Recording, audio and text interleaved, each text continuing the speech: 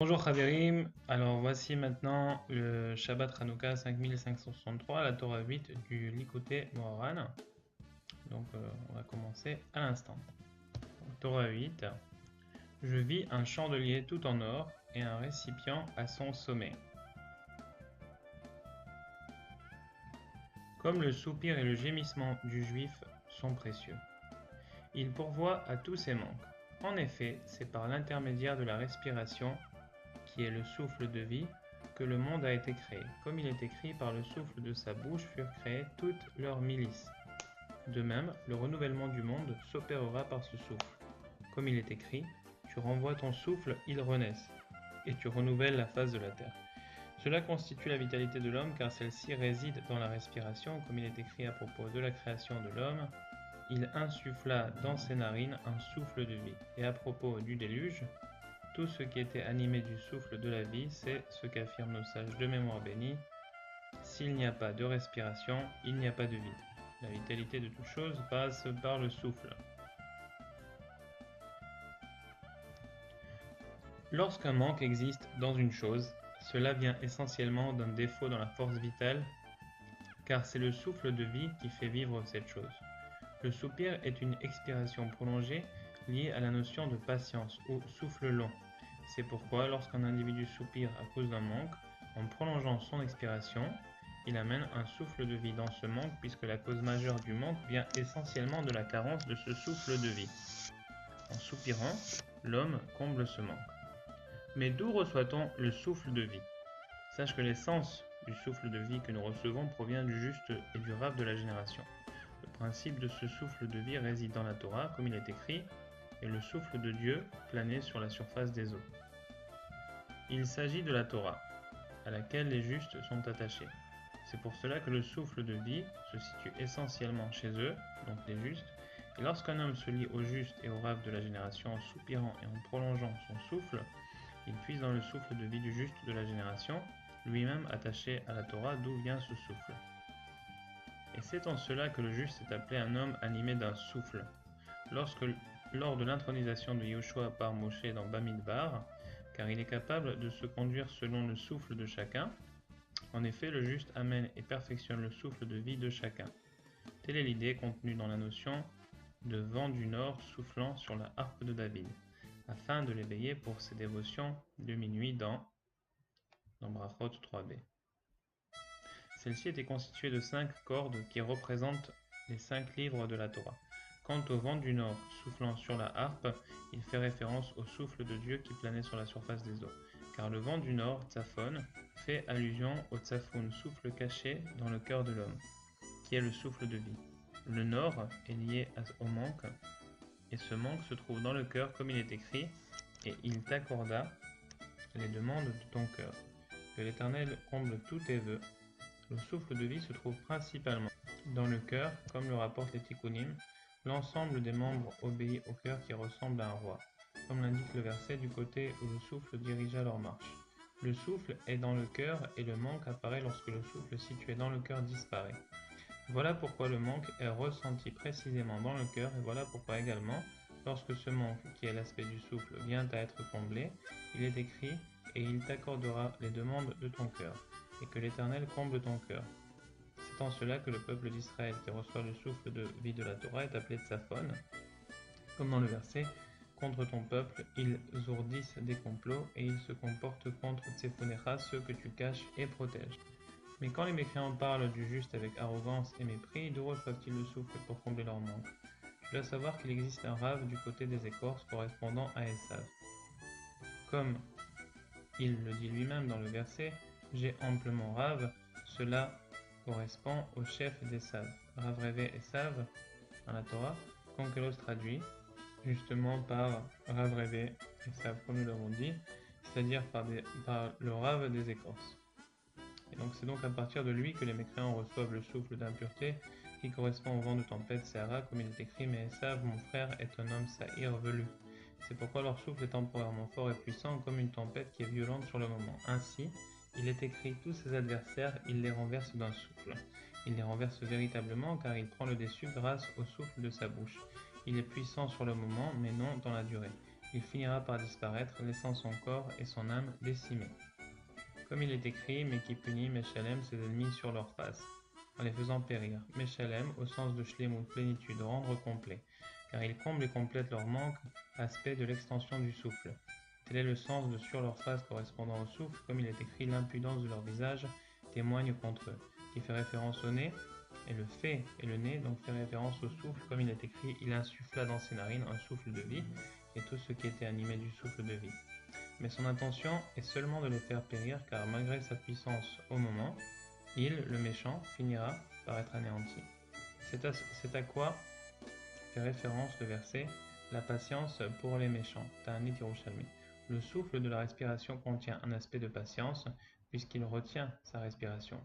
Et ce souffle peut être fort et puissant sur le moment, mais il finira par disparaître. Et c'est la raison pour laquelle l'Assemblée d'Israël est appelée affligée et battue par la tempête Sohara, car elle se trouve sous la domination des Saves, comme homme velu, Sa'ir, lié au vent de la tempête, c'est Hara. Shin Ain Resh, c'est la racine commune. Mais quiconque reste attaché au juste reçoit le souffle de vie, et cette perfection qui comble le manque à partir du juste et du rave de la génération. 4. Ainsi, un homme sage sait l'apaiser. C'est que le manque provient des péchés, comme enseigne nos sages, point de mort sans péché et point de souffrance sans transgression, comme il est écrit, je châtierai leur rébellion avec un bâton et leur transgression par des plaies. Ainsi, le juste, en tirant le souffle de vie et en comblant le manque, répare leurs fautes. Cela provient de la grandeur de la miséricorde et de la compassion du Créateur, béni soit-il, qui s'est contracté lui-même afin d'être un souffle de vie pour les justes qui recevront le souffle de vie de la Torah, pour combler les manques et réparer les fautes. Telle est la dimension des 13 attributs de miséricorde. Dieu, tout-puissant, clément et miséricordieux, patient, Erechapaim. Erechapaim renvoie au souffle car il est dit « L'Éternel prolonge sa respiration, reste patient en soupirant sur les manques de l'homme. » Autrement dit, Rav Chesed, plein de bonté, comme nous l'avons dit, nous recevons le souffle de vie du juste, Rav de sainteté, qui est Rav Chesed, plein de bonté. À l'opposé des sables, le Rav des écorces, qui est roux et qui incarne la rigueur. Et c'est dans le sens de la suite du verset et vérité, car le juste reçoit le souffle de la vie de la Torah, appelée une Torah de vérité, était dans sa bouche. Ainsi, il conserve sa bonté à la 1000e génération, à la Fim. À la Fim, c'est même la 2000e dans ce cas-là. Ouais, renvoie la notion de prince des saves à Oufé, Rav des écorces, donc des forces impures. Et c'est là la signification de « il conserve la bonté » car la bonté est un aspect de Rav de sainteté qui protège et adoucit les jugements des princes des saves. C'est pourquoi il pardonne les péchés, la rébellion et la faute, en poussant un soupir pour puiser dans le souffle de vie du juste et ainsi combler le manque et faire expier nos fautes. C'est l'explication du verset « Un homme sage sait l'apaiser et il pardonne le péché, la rébellion et la faute. » Puis, en poussant un soupir, l'homme puise dans le souffle de vie de façon à combler le manque pour lequel il soupire et le comble. Toutefois, il est impossible de provoquer les mécréants, car lorsqu'on provoque le mécréant et que celui-ci soupire, il attire de la même manière le souffle venant de son rave des écorces. Ce souffle est à ce moment précis si puissant qu'il renverse d'un souffle tous ses adversaires et qu'il peut lui porter préjudice. C'est la raison pour laquelle il n'est pas permis à tout homme de provoquer les mécréants, c'est-à-dire de les opposer et de les défier. Seul un juste parfait peut le faire, car le juste appartient à la catégorie « aucune calamité ne surprend le juste ».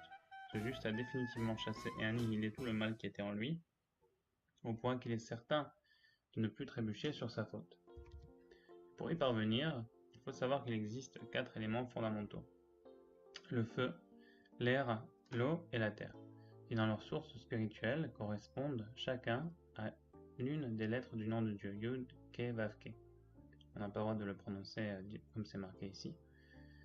Ces 4 éléments fondamentaux sont ici-bas dans notre monde composés d'un mélange de bien et de mal. Le juste parfait réussit à séparer totalement le bien du mal au point de faire disparaître la moindre trace de mal dans ces 4 éléments fondamentaux qui englobent tous les traits de caractère comme on le sait. Ce n'est que lorsque le juste atteint ce niveau qu'il lui est permis de provoquer les mécréants. En effet, chaque mécréant dispose d'un canal par lequel il reçoit le souffle lui permettant de combler son manque. Ce canal constitue la voie de transmission du mauvais trait de caractère transmis par les 4 éléments fondamentaux. Ce canal l'amène et le fortifie. Il constitue le réceptacle par lequel il reçoit le souffle de vie destiné à combler son manque. Lorsque le juste souhaite le faire tomber, le mécréant, il est contraint de descendre dans le mauvais trait de caractère que le mécréant a renforcé. C'est ainsi que le juste peut dominer et détruire ce canal par lequel le mécréant reçoit son souffle de vie. Ainsi, seul le juste parfait, qui est débarrassé de tout mal, ne peut être dominé par la force du vent de tempête. Autrement, le souffle de vie du mécréant qu'il affronte pourrait lui nuire, que Dieu nous en préserve au moment où il descend dans le mauvais trait de caractère du mécréant pour le détruire. En effet, le mal n'a aucune emprise sur le juste parfait et n'a aucun moyen de lui porter atteinte. Une petite parenthèse ici, avant qu'on descende dans les crochets. Rabbi Israël Dov Desser, il a dit la ta'ava, c'est-à-dire le désir, le désir, et il a peur de moi. Quand je le vois, il fuit à l'autre bout du monde.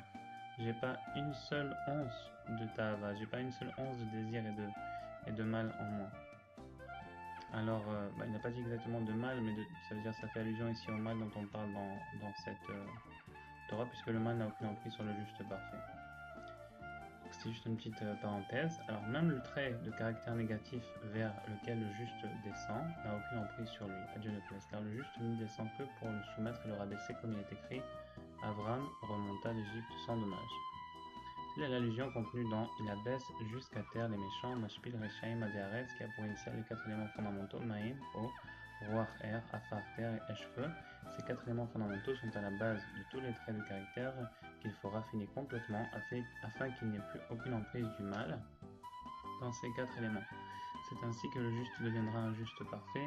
Lorsqu'il aura retiré le mal des 4 éléments, feu, air, eau et terre, il pourra abaisser les méchants jusqu'à terre. Ce ne sera plus le cas du juste qui n'est pas parfait, car bien qu'il soit exempt de toute faute, il n'a pas pour autant fait disparaître complètement le mal présent en lui. Ce mal subsiste en effet de manière potentielle chez lui, de telle sorte qu'il lui est interdit de chercher à se confronter au méchant, au mécréant. Ce mal a encore la possibilité de le menacer, de lui porter atteinte, que Dieu nous en préserve. Le souffle prolongé du méchant reste très puissant, même si ce n'est que momentané, contre le vent d'une tempête. Et tel est l'enseignement de nos sages de mémoire bénis sur le verset « N'entre pas en conflit avec les malfaiteurs ». De qui parle-t-on? De celui dont le cœur a des scrupules, que Rachi explique ainsi, de celui qui éprouve encore la crainte à cause des fautes qui sont dans sa main littéralement. C'est ce que nous disions, en réalité, il n'est coupable d'aucune transgression, mais il redoute néanmoins les fautes qui sont dans sa main, c'est-à-dire qu'il peut potentiellement commettre le mal.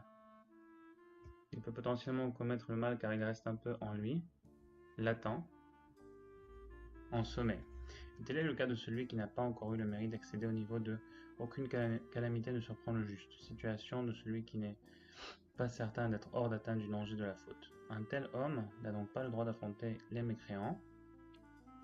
C'est ce que signifie « gardes-tu le silence quand le méchant dévore plus juste que lui ». Nos maîtres ont expliqué, il dévore seulement un juste plus grand que lui. Il le dévore véritablement par le prolongement de son souffle momentané mais puissant. En revanche, il ne peut dévorer le juste parfait car son cœur n'est pas en proie à la tentation et donc au risque de faillir. Il est en effet parvenu à effacer totalement le mal en extirpant les mauvais traits de caractère et les désirs interdits liés aux 4 éléments fondamentaux. Ce juste parfait et tous ceux qui l'accompagnent peut dès lors se permettre de se confronter aux mécréants. Non. Vous voyez ici c'est important de voir qu'il a, et c'est marqué Rabbeinu, il a dit ce juste parfait et tous ceux qui l'accompagnent.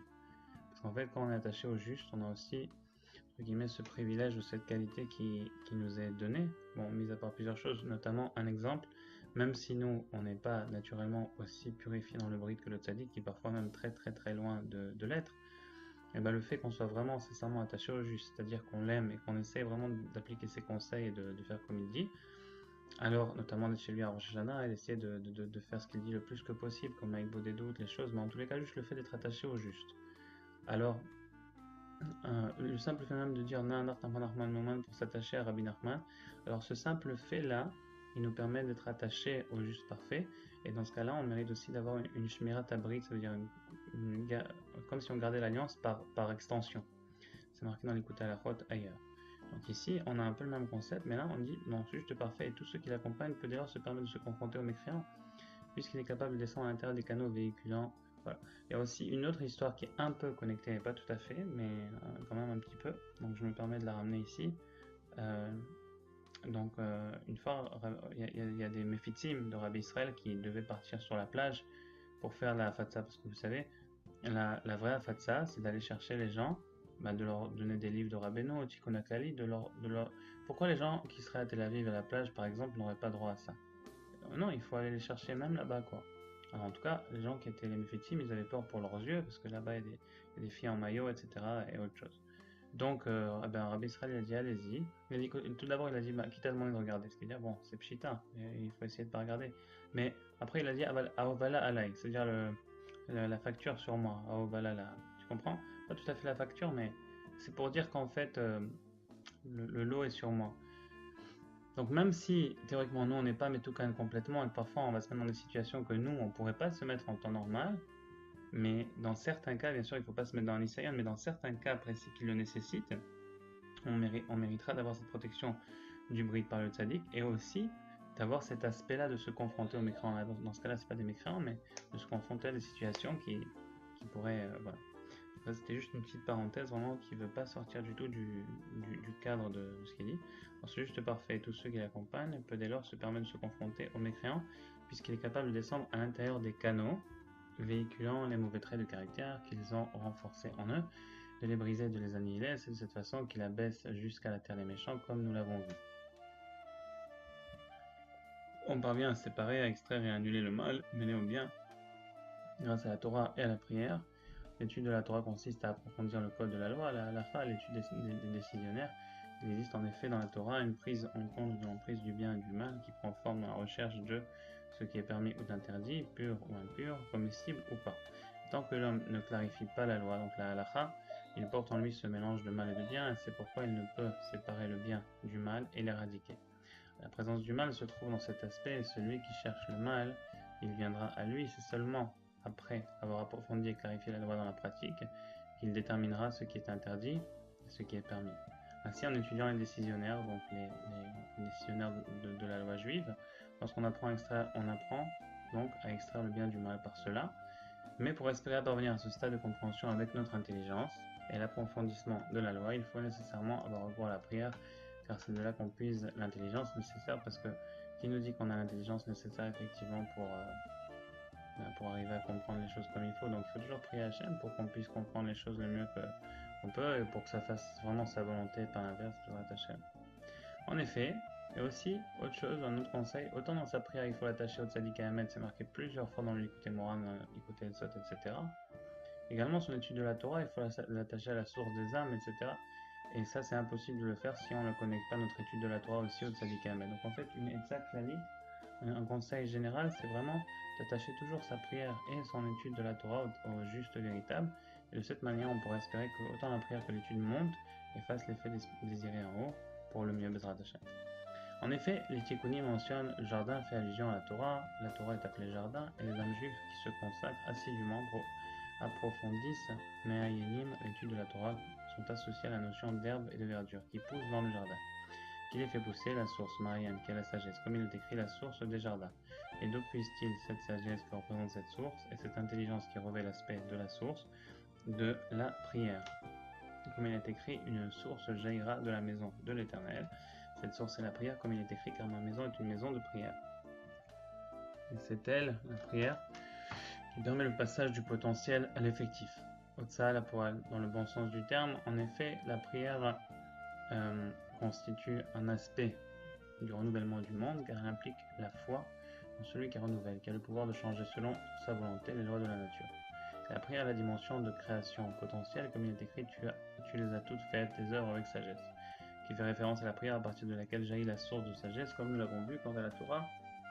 Elle relève de la dimension de création effective Bepoal, comme dans le verset, j'ai été auprès de lui, un précepteur Amon, au sens de Ouman, dans le sens d'un artisan qui façonne dans le monde, car le monde fut créé par la Torah. Donc là, il y a aussi une autre chose, c'est qu'en fait, vraiment, bon, en règle générale, on ne peut pas définir exactement la source de ça. Rabbeinu dit qu'il y a une faute qui cause qu'une personne sera toujours endettée, notamment. Mais une chose qui me semble logique dans ce point précis, c'est que on sait qu'en Israël, les huissiers sont appelés par exemple Otsa à la poêle, donc comme on a fait l'allusion plus haut. Et donc, ce qui veut dire, ils veulent vraiment, ben, comme on dit en hébreu, mimouche kesef, ils veulent vraiment concrétiser la somme qu'on leur doit, quoi. Et en fait, si nous, on avait fait ce travail par la prière, on avait vraiment prié Hachem et eu confiance dans sa prière, eu confiance dans Hachem que Hachem il va nous aider, bien sûr, on ne peut pas ordonner qu'Hachem nous aide, mais on peut lui demander et avoir confiance qu'il va le faire, et savoir qu'il va changer le potentiel en... Alors peut-être qu'il y aurait moins de dettes. Ça, c'est vraiment une opinion personnelle, une saga personnelle, basée sur une compréhension et sur des expériences. Ainsi, lorsqu'on prie pour quelque chose, cela correspond au renouveau du monde, à sa création potentielle, à un réveil de la sagesse qui est dans la prière. Une source jaillira de la maison de Dieu. Il s'agit de la prière car c'est à partir de cette source que la sagesse se réveille et se dirige vers la Torah. Pour devenir effective, comme il est écrit, de sa bouche émane connaissance et intelligence. La Torah représente un dévoilement de la sagesse et c'est ainsi que se crée la source des jardins et la breuve, le jardin, est fait pousser herbe et verdure, comme nous l'avons vu. Nachal Novea Mekor Chorma, donc cette source de sagesse, en hébreu c'est Mekor Chorma, et Nachal Novea, une source giclant à partir un fleuve giclant à partir de la source de sagesse, donc c'est aussi les initiales de Rabbi Nachman, Nanamar, Nachal Novea Mekor Chorma. Conséquemment aussi Nanamar, Nachman et Ouman. Comme on a vu ici, Ouman qui faisait allusion à l'artisan. Donc c'est ainsi que nos sages l'enseignent. Celui qui insiste trop dans sa prière par ses demandes finit par avoir mal au cœur. Comme il est écrit, un languissement prolongé rend le cœur malade. Que devra-t-il faire alors? Étudier la Torah, comme le poursuit le texte, un désir satisfaisant est un arbre de vie. Comme nous l'avons vu dans la prière, les choses sont encore à l'état potentiel avant de devenir effectives. Au moment où l'on s'adonne à l'étude de la Torah, dimension de la création effective, alors sa requête peut être accordée et passer du potentiel au concret. Donc, il y a aussi autre chose. Il est marqué dans l'Ikouté Moran que parfois un homme doit obligatoirement s'arrêter d'étudier la Torah parce que c'est justement dans ce moment-là que Bitula Zekiuma. Parfois c'est dans le moment qu'il s'arrête qu'il peut puiser dans la bonté d'Hachem avant la création du monde et redonner finalement la vitalité au reste de l'étude de sa Torah. Mais je pense que Rabbi Israël a dit, quand Mashiach viendra, alors on n'aura plus besoin de faire des pauses entre l'étude de la prière et vice-versa. Et pourquoi? Parce qu'en fait, on aura une unification parfaite des deux, vraiment parfaite des deux. Donc le Tehillim, c'est la première phase vers cette unification, aussi Tikkun Klali, qui est une deuxième phase, mais vraiment une phrase simple qui est Na'anach Nachman Nachman Meuman, comme il a dit Rabbi Israël, c'est la source de toute la Torah et de tous les tzadikim. Et ainsi, vraiment, on atteint cette unification entre la Torah et la prière, ce qui fait qu'on n'a plus besoin comme une transmission d'un shift entre les deux. On peut passer de l'un à l'autre comme dans un jardin sans aucun problème. Alors sa requête peut être accordée et passer du potentiel au concret, donc comme on l'a vu. Et c'est ce qui est écrit, un fleuve sortait d'Éden pour arroser le jardin. De là, il se divisait pour former 4 bras. Éden, correspondant à la notion de prière, comme il est écrit, jamais l'œil humain ne l'a vu. Nos sages nous enseignent que ce verset fait allusion à la prière qui est au-delà de la nature, car grâce à la prière, il est possible de modifier la nature. Ceci explique l'emploi des mots « jamais l'œil ne l'a vu » car nous n'avons nulle compréhension de ce qui se situe au-delà de la nature. Un fleuve sortait d'Éden, autrement dit la prière, et c'est une source jaillira de la maison de l'Éternel pour arroser le jardin.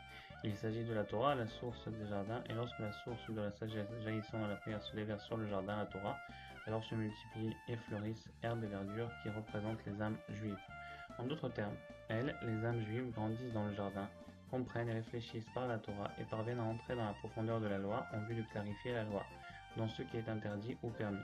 Et ainsi on sépare le bien du mal. C'est la signification de là, il se divisait. Le mal est extrait des 4 éléments fondamentaux pour ne garder que le bien. Et ainsi pour former 4 bras.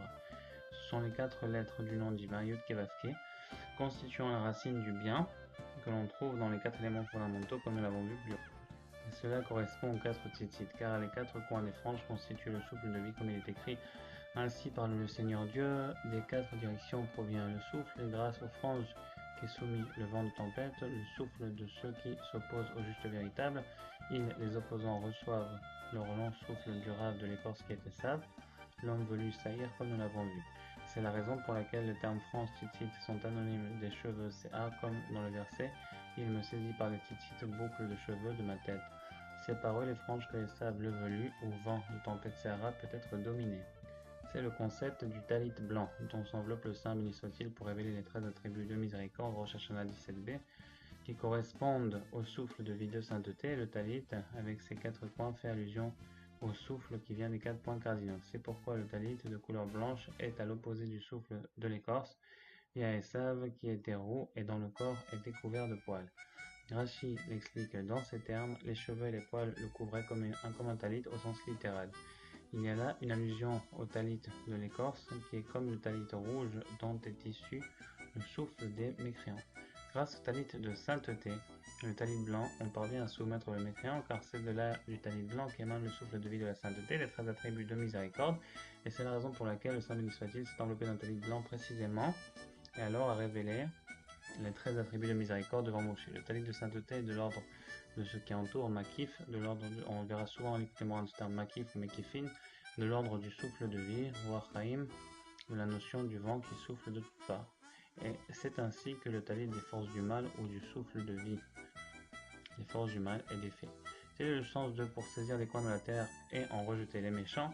Il s'agit de secouer les 4 coins de la terre apparentés aux 4 coins du talit qui correspondent au souffle de vie de sainteté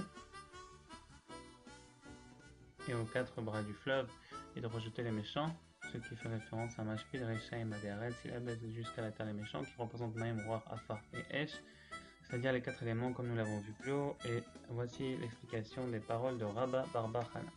Un certain marchand ishmaélite m'a dit, je viens, bien que je te montre les morts du désert. Je vins et je les vis, ils étaient semblables à des ivrognes. Ils étaient couchés sur le dos, et le genou de l'un d'entre eux était relevé. Un marchand arriva et passa sous son genou. Et bien qu'il ait été sur un chameau et brandissant une lance, il ne le toucha pas. Je coupai le coin du talit de l'un d'eux et nous fûmes incapables de bouger. Le marchand me demanda, peut-être as-tu pris quelque chose à l'un d'eux? Une tradition affirme que celui qui leur prend quelque chose ne peut plus s'en aller. Je suis donc retourné leur rendre ce que j'avais pris et nous pûmes alors reprendre notre route. Rajbam, marchand ismaélite, je vins et je les vis, ils étaient semblables à des ivrognes. Ils étaient étendus et leur visage était jaune, pareil à celui d'un qui a trop bu. Ils étaient couchés sur le dos, le visage regardant vers le haut. Un marchand arriva et passa sous son genou. C'est-à-dire que je vis le marchand passer sous le genou du mort, juché sur un chameau avec une lance à la main, et pourtant il ne pouvait toucher son genou. Je coupais un coin du talit pour le montrer aux sages, afin qu'ils apprennent à partir de lui si les lois concernant les franges suivent l'académie de Shammai ou celle de Hillel. Nous fûmes incapables de bouger, les animaux que nous chevauchions ne pouvaient plus avancer. Bien que je te montre les morts du désert, autrement dit, il voulait lui montrer les mécréants, ceux qui ne sont pas attachés au juste. Ils sont appelés les morts du désert car le vent du nord ne soufflait pas dans le désert Yavamot. Le vent du nord fait référence au souffle de vie, de sainteté qui ne soufflait pas sur cette contrée désertique mais soufflait en revanche sur les cordes de l'arbre du roi David. Et ces mécréants qui ne sont pas attachés au juste, ni ne sont animés du souffle de sainteté sont appelés morts, même de leur vivant. Il, le marchand, leur montra comment combler leur manque. Voici ce qu'il leur montra. Ils sont semblables à des ivrognes, selon Rabbeinu Shmuel. Comme ils étaient ivres de vin, ils revêtaient l'aspect des saves le roux. Le rave des écorces à partir desquelles les mécréants reçoivent leur souffle de vie, afin de combler leur manque.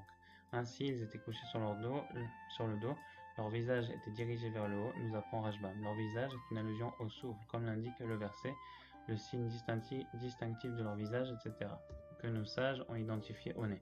Vers le haut parce que leur souffle est momentanément très puissant jusqu'à ce que leur succès monte très haut. Tous ces adversaires, ils les renversent d'un souffle. Le genou de l'un d'eux est élevé. Cela montre l'importance de la réussite des mécréants car le manque de réussite est évoqué par l'expression genou vacillant. Ici, en revanche, les genoux levés traduisent l'idée d'une grande réussite. Un marchand arriva et passa sous son genou. C'est une allusion au juste qui est appelé marchand, comme l'interprète Rajbam qui précise à chaque fois marchand ishmaélite, le terme de marchand est lié à la dimension de souffle, comme dans le verset le vent souffle tourne tout autour. Le juste reçoit son souffle de vie de la sainteté. Tel est le sens du marchand ishmaélite, comme cela est suggéré parce que Dieu a entendu Shama, ton affliction. En effet, le juste entend tous les soupirs de ceux qui sont attachés à lui, et c'est de lui que la vie provient pour chacun d'eux, car il est l'homme animé d'un souffle rencontré plus haut.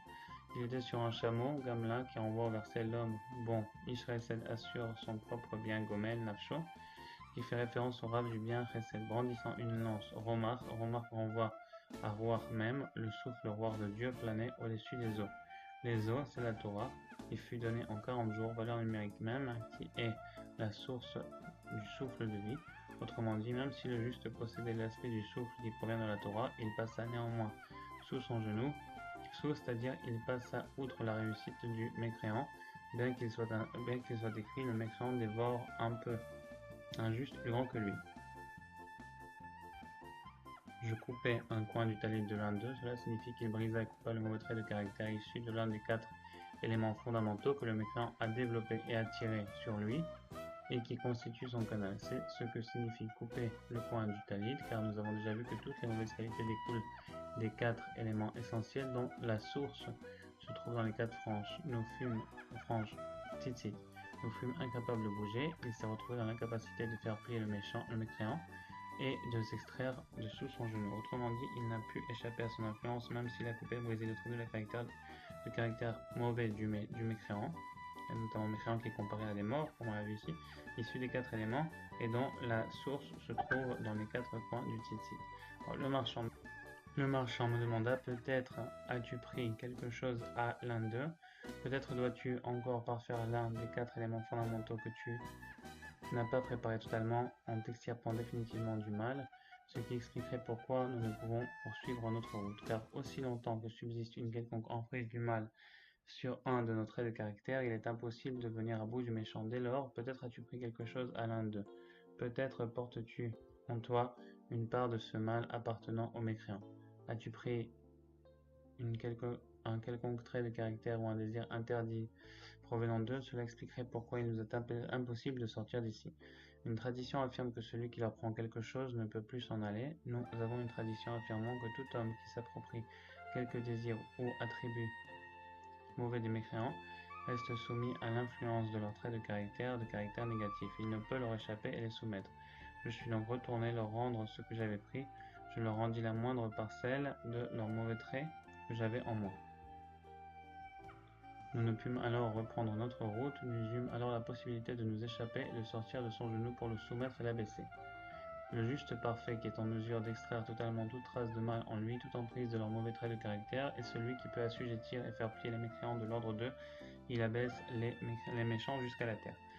Et telle est la signification des mots « Je viens un chandelier tout en or ». Il s'agit de la Torah qui est plus précieuse que de l'or. Son récipient à son sommet. Rachi explique la source. C'est celle qui jaillit de la maison de Dieu, c'est-à-dire la prière. C'est cette lampe correspondant aux âmes qui croisent dans le jardin et qui sont réparties en 7 les 7 conduits pour les lampes représentent les 49 lumières, allusion à la lumière cachée réservée pour les temps futurs, comme l'explique Rachi. C'est ce à quoi fait l'allusion. Le verset « Jamais l'œil n'a vu » en référence à la prière. Puis 2 oliviers à ses côtés selon Rachi, 2 arbres, c'est-à-dire l'arbre de vie et l'arbre de mort, ceux du bien et du mal. C'est le sens de un arbre, un à droite du récipient et l'autre à gauche. Et de là, il les sépara. Le bien fut séparé du mal, l'un à droite et l'autre à gauche. Je dis à l'ange, qu'est-ce que ces choses? Il répondit ni par la puissance, ni par la force, mais seulement par mon esprit. Il s'agit d'une allusion au souffle ou esprit de vie auquel on se réfère dans Ainsi parle le Seigneur Dieu, des 4 directions provient le souffle. La Torah et la prière permettent de distinguer et de séparer le bien du mal, vision du candélabre, grâce auquel Torah et prière on peut mériter le souffle de vie et combler toutes les imperfections. Tel est le sens de ni par la puissance ni par la force, mais seulement par mon esprit, dit l'Éternel Tsebaot. Qu'es-tu grande montagne devant Zérubbabel, une simple plaine, car Zérubbabel était à ce moment le juste de la génération auquel s'opposèrent plusieurs mécréants, résolus à affaiblir ses forces spirituelles, comme le rappellent de nombreux versets. C'est à ce propos qu'il est écrit à cet endroit, ni par la puissance ni par la force, mais seulement par mon esprit. En attirant en effet l'esprit de vie, le juste parvient à dominer et à venir à bout de ses ennemis, ce qu'indique qu'es-tu grande montagne devant Zérubbabel, une plaine. En d'autres termes, tous les opposants qui se dressent devant lui, telle une montagne, seront anéantis par la dimension du souffle de vie. Il a été expliqué plus haut que le souffle de vie se trouve dans la Torah selon le verset. Le souffle de vie planait au-dessus des eaux. C'est la raison pour laquelle, en Égypte, avant la réception de la Torah, les enfants d'Israël n'avaient pas encore accès à la source du souffle de vie, la Torah. Il est précisé qu'ils avaient Le souffle court, c'est-à-dire un esprit oppressé, qu'ils étaient donc pour l'heure privés de souffle de vie. Le souffle long, rapaim, ils avaient le souffle court à l'opposé du souffle long ou souffle de vie qui s'acquiert par le soupir destiné à combler les manques. Le souffle représente le moyen de parfaire ses imperfections, comme il est écrit, il comblera les désirs de ton cœur. Et c'est là l'explication du verset. Ouvre grand ta bouche et je la remplirai, de manière à combler ton manque, ta bouche je la remplirai, fait allusion à une des 13 voyelles en hébreu de Melapoum, Melopoum, bouche pleine. Et donc là, ici, il faut aussi dire que parfois, dans la Avodat Hashem, dans le service divin, il ne faut pas toujours faire tout. Et parfois, il ne faut pas se décourager non plus. Mais ne serait-ce qu'un soupir dans la bonne direction pour vouloir faire la volonté d'Hachem, pour regretter ce qu'on fait de mal et vraiment pour essayer d'aspirer à quelque chose de mieux. Aspirer vraiment fait aussi allusion à ce soupir-là. Donc, il remplit les manques et les imperfections qu'on peut avoir. On continue ici. Le son Melopoum exprime le son OU, formé d'un vav et d'un point au milieu. Cette voyelle est formée d'un yud et d'un vav, ce qui correspond aux 10 yud types de pou et renvoie aux 10 commandements. Le pou provient du souffle, comme nous le savons. Tel est le rapport entre les 10 pou et les 10 paroles. Le souffle renvoie le pou, trouve sa source dans la Torah. La lettre vav symbolise la descente de ce souffle, c'est-à-dire le Melopoum, bouche pleine, car dans sa descente, le souffle permet de remplir le manque, comme il fait allusion, ouvre grand ta bouche et je la remplirai, qui est l'aspect de Melopoum, une bouche pleine. C'est pourquoi le même verset mentionne je suis moi, éternel ton Dieu, qui t'ai fait monter du pays d'Égypte, pour nous rappeler que les enfants d'Israël reçurent la Torah où se trouve le souffle. C'est la raison pour laquelle, précisément dans ce verset, il est écrit ouvre ta bouche et je la remplirai, ce qui fait référence au Melopoum de l'action et de combler le manque. De plus, comme nous avons pu le voir, c'est précisément après la sortie d'Égypte, comme l'exprime le verset, qui t'ait fait monter du pays d'Égypte, que fut annulé le niveau du souffle court dès que la Torah leur fut donnée, et que le souffle de vie leur fut octroyé. Nous voyons ainsi précisément ouvre ta bouche et je la remplirai. On voit au manque que l'on comble de l'ordre de Melopoum, qu'il comble tous les désirs de ton cœur. Et Malekol Mishra Dibra. Telle est la raison pour laquelle la sortie d'Égypte est rappelée dans la section des titites. Les titites correspondent en effet à la notion de souffle de vie et aux 4 points cardinaux. Rabbeinu évoqua également le sujet des 12 heures du jour et des 12 heures de la nuit, qui portent en elles les 12 combinaisons du nom divin, Yudke Vavke, parfois c'est Ke, Vav, Yudke, etc. Il y en a 12 combinaisons. Et la combinaison de ce nom divin se produit à chaque heure. Chaque heure est divisée en 1080 parties, et chacune de ces 1080 parties porte en elle également une combinaison du nom divin. Et tout cela correspond au souffle de vie présent dans le pot. Je, Rabbi Nathan, n'ai pas eu le privilège d'entendre clairement l'explication de tout cela, j'en ai également oublié une partie. Et les personnes clairvoyantes pourront comprendre. Peut-être que le soupir qu'on fait à un instant précis, il va combler un certain manque précis, mais ce n'est que spéculation. Les chars de Dieu se comptent par myriades, dizaines de milliers et par milliers de milliers, alphé, shinan. Le terme alphé, milliers fait allusion à aloufé, chef des saves. Les mots les chars de Dieu se comptent par myriades et milliers correspondent au don de la Torah, d'où les rabbins de sainteté reçoivent leur souffle de vie. L'expression alphé, shinan, milliers d'anges est ainsi interprétée par nos sages. Ne lis pas shinan, mais sheaninan, qui signifie qu'ils ne sont plus. En autre terme, par le don de la Torah, qui inclut le souffle du rave de sainteté, tous les princes des saves, la multitude des saves qui renvoient au rave d'impureté s'annulent et sont terrassés. Les princes des saves, la multitude des saves, rave, rêvé et saves, se transforment en alphé chez Aninan, des milliers alphés qui seront effacés, qui n'existeront plus chez Aninan, ou bien chez Enan. Des coins de la terre, nous entendons des cantiques, gloire au juste. Mais je dis, j'ai un secret, malheur à moi, les traîtres m'ont trahi, ceux qui ont trahi les traîtres ont été trahis. Des coins de la terre représentent les coins des titites d'où provient le souffle de vie, l'harpe de David, qui jouait grâce au vent du nord qui la faisait vibrer comme nous l'avons vu. En effet, la mélodie et les chants émanent du souffle de vie qui se trouve dans les ailes canfées, ailes et coins des poumons. C'est là le sens de nous entendions des cantiques qui fait référence à la musique émanant de l'harpe de David, le souffle de vie, et cela correspond aux coins des titites en rapport avec les coins de la terre. De cette manière, les mécréants seront vaincus, comme l'exprime le verset, pour en saisir les coins de la terre et en rejeter les méchants. Gloire, Tsevi, au juste, l'expression que Rashi explique par dans les temps futurs, les justes se tiendront bien fermes, Matzav, et seront élevés. Grâce au souffle de vie, les justes vaincront les méchants, comme nous l'avons vu. Tel est le sens de j'ai un secret, malheur à moi, que Rashi interprète ainsi. Deux secrets m'ont été révélés, le secret de la souffrance et le secret du salut. Mais le salut est encore lointain, et c'est pourquoi le prophète crie: Malheur à moi, car le souffle du mécréant est pour l'heure encore puissant, tel un vent de tempête, d'où émanent tous les malheurs et le long de l'exil. C'est pourquoi il est dit: les traîtres m'ont trahi, car les traîtres Bogdim et les mécréants puisent leur vitalité d'un défaut des tzitzit qui se trouve aux quatre coins du vêtement Beged, c'est-à-dire du défaut des quatre éléments fondamentaux dans la source supérieure émane des tzitzit. Mais finalement, épouvante, effroi et fausse vous menace, habitants de la terre, car tous les mécréants seront soumis et finiront par chuter à la fin. Les justes parfaits les soumettront et les repousseront aux confins de la terre grâce à leur souffle de vie qui sont les tzitzit. Ce à quoi fait allusion des coins de la terre, nous entendions des cantos. La harpe du roi David avait 5 cordes. Cela représente la Torah, le Pentateuque, des 5 livres, comme l'indique le Zohar. Ceux qui se saisissent de la Torah sont ceux qui se saisissent et qui jouent de la harpe. De plus, le poumon possède 5 parties. Le souffle de vie réside dans les poumons et c'est donc de là que provient le soupir, comme nous pouvons le constater concrètement. Le poumon est donc constitué de 5 parties. Allusion aux 5 livres de la Torah et aux 5 cordes de la harpe de David, d'où provient le souffle de vie. Tikkunim 10, les coins du commandement des tzitzit possèdent 5 nœuds correspondant aux 5 mots Shema Israël, Adonai Eloheinu Adonai, ainsi qu'aux 5 cordes de la harpe du roi David. Donc voilà, Chaverim, c'était la Torah 8 du Likutei Moharan, Bezrat Hashem, que par le mérite de tous les tzadikim et de Rabbi Nachman Meuman, qu'on ait le mérite d'accomplir et de comprendre tout ce qui est marqué dans cet enseignement, de le revoir pas après pas, fois après fois, ad en sof, aussi longtemps que nécessaire, et qu'on puisse vraiment mériter d'accomplir tous les conseils de Rabbeinu, de soupirer avec des languissements pour le bien, qu'Hachem complète notre kavana pour le bien. Bezrat Hashem.